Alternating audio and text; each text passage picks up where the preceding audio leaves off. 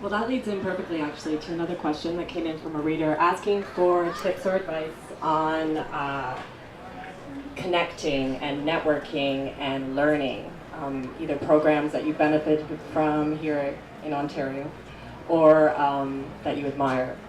Recommendations? Jeff? I'm I guess a product of the Guelph MFA program that's started in the last 5 years. I was actually part of the first cohort of that. And everyone has different opinions about MFA programs, but as a networking opportunity, I can't think of anything that would be better than that program. There's a lot of aspects of the program that are basically just networking with other writers and also mentors, publishers. So if you're thinking of it, it's something to look into. It's a very powerful source for networking, definitely. Lisa? I have the benefit of being one of the teachers at the Humber School for Writers, and we have writers coming from all over, so I can not quite network but make contact and see what's going on elsewhere, and sometimes now and then we make a friendship, you know.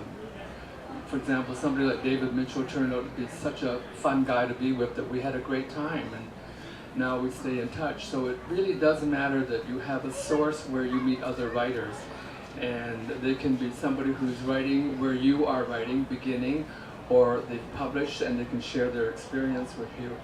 I think it's what you do as a writer in reaching out in workshops and in classes and in having people read your work that you respect. I think that's all that counts in it. That could happen in a small town or a city like Toronto, or it cannot happen because you're too shy or you haven't taken any risks. I just saw James Katsaya read in Kingston, and the blurb at the top of his bio is, "I do not believe in community." And he's doing pretty well.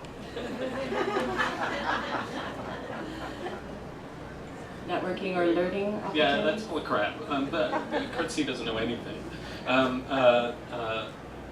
Yeah, I mean, you know, you just can't be shy. That's all. I mean, you should be shy and introverted when you're working, and if you want to get your stuff out there, you have to not, you know, and you have to go, you have to show up. You know, that's the easiest thing I would say. Okay, some of you have touched on where you like to write. Do you want to talk about that a little more? Do you like to write at the mall, Pasha? Or just go there and clear your head? I just like to hang out at the mall. I don't actually write there. I just like to write on my desk. I know that's so boring. Like, I envy you guys that hang out in public and do it, but I go in public and I generally just stare at people.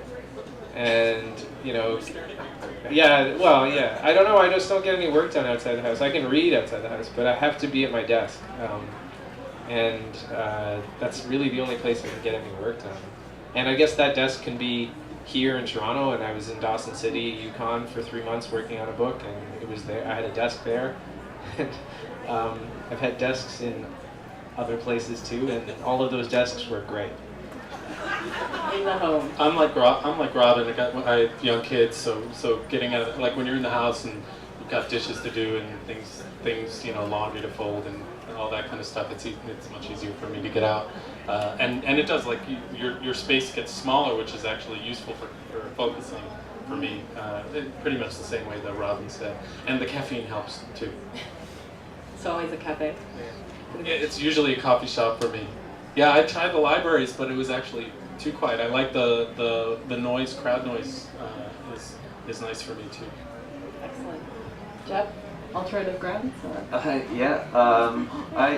Going out and writing somewhere is pretty, like, integral for me in my process. I find that sitting in my room and kind of just thinking thoughts and trying to articulate them sometimes feels a little bit isolated. And I think the idea is to trick yourself, you know, and go somewhere and feel part of the public domain for a little while. So My process is pretty idiosyncratic. I don't really recommend it for anyone, but it does involve a lot of going to different places to write. I think maybe this is, a lot of poets say this, that they like to write in places because poetry is a little bit different than fiction, because you're essentially writing smaller pieces in most cases, and that lends itself, I think, to that kind of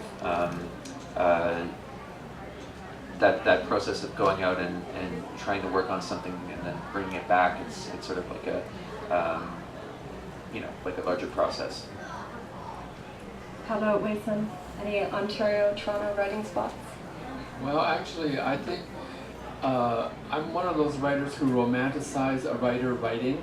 So anytime in a movie they show a writer writing and then suddenly in the next scene they have a bestseller, I like that. And then I always go, that's what I need, is a desk like Virginia Woolf had in that movie, and so on and so forth. And I have to tell you, I'm a late night writer. I usually start around 8 o'clock, play solitaire for a while, and then suddenly get into a mood I hope that I will be writing. But I have to tell you, when any of these gentlemen here talk about where they write, if I saw them writing, I actually romanticize that they're doing the next best book.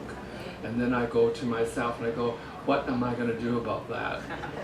The competition is tough, so wherever they write, if it works, and that's what you have to discover for yourself. Where would you like to write? And in the next scene, where would you like to sign your books?